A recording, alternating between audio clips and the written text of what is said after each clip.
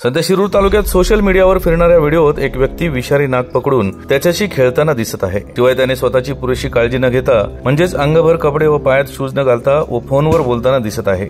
सदर युवक हा पुणे जिल्ह्यातील शिरूर तालुक्यातील असल्याची माहिती समोर येत आहे। शिवाय असे सर्पमित्र खरे की खोटे, त्यांना काही ओळखपत्र आहेत का याचीही माहिती लोकांना असणे गरजेचे आहे। आपला आवाजने काही सर्पमित्रांशी या व्हिडिओबाबत चौकशी केली असता त्यांनाही तो व्हिडिओ क्लेशदायक व वेदनादायक असल्याचे स्पष्ट झाले। त्यामुळे अशा काही टाइमपास करणाऱ्या सर्पमित्रांमुळे प्रामाणिक काम करणाऱ्या सर्पमित्रांच्या कामाला मात्र काळीमा फासल्याचा प्रकार होताना दिसतोय।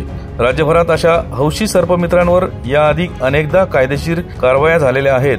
त्यामुळे सदर व्हिडिओची खातरजमा करून सदर व्यक्तीवरही कायदेशीर कारवाईची मागणी अनेक प्राणीमित्र व सर्पमित्रांनी केली आहे। याच बातमीचे दृश्य पाठवलेत आमचे विभागीय संपादक रवींद्र खुडे यांनी।